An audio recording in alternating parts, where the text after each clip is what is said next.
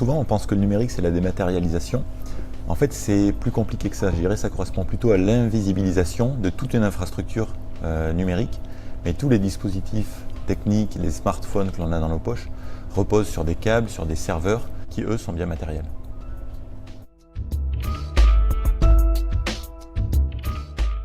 Alors ça dépend pourquoi on veut faire du numérique. Le numérique, il peut nous permettre d'économiser des ressources, de l'énergie de manière assez importante avec des nouvelles pratiques. Un exemple assez connu, c'est le covoiturage par exemple. Donc il ne s'agit pas de limiter dans l'absolu la croissance. Il y a des développements qui peuvent être très intéressants. Par contre, il y a des usages qui clairement servent à rien et consomment des ressources et de l'énergie pour des services ou en tout cas un intérêt public et général très limité.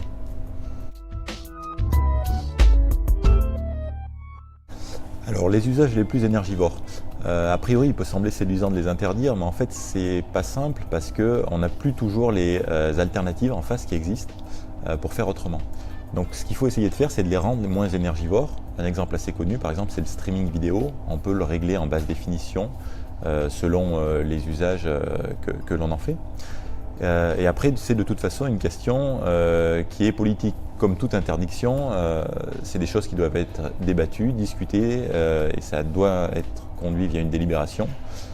Et après, oui, il peut se poser la question d'interdire certains usages dès lors que ça ne fait pas sens et que ça n'amène pas d'intérêt public.